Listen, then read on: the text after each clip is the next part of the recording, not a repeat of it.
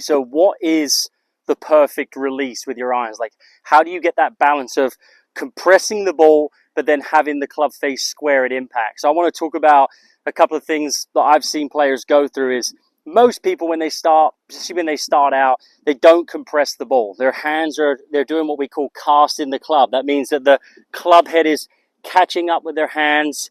Their low point is back here, and they're either hitting it heavy, or they're hitting the top of the top of the ball. Their arms are pulling in, and so they're not compressing it.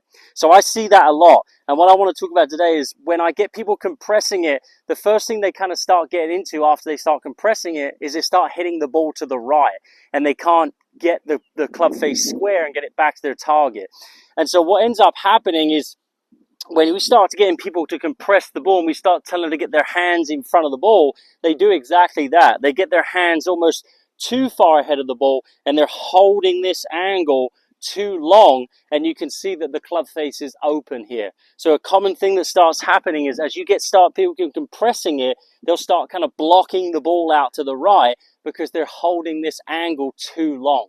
So here's a couple of tips for that golfer who's holding too much lag, they're holding too much angle, and another phrase you'll hear is like they're not releasing the club face, which basically just means squaring it up at impact. So what I tell that golfer to do is, when they set up, I actually want to give them maybe about another ball behind the ball they're hitting. I want to set the club a little bit further away from the ball, and I'm actually trying to get them to focus on hitting here. Because if they're hitting out to the right, they're actually hitting too far forward. Their low point is too far up here. They're holding this angle. They're too far ahead of it. And so then the face is never going to close. Now watch what happens. I'm just going to leave the club there. As I bring my hands back to my body, look what starts happening to the face.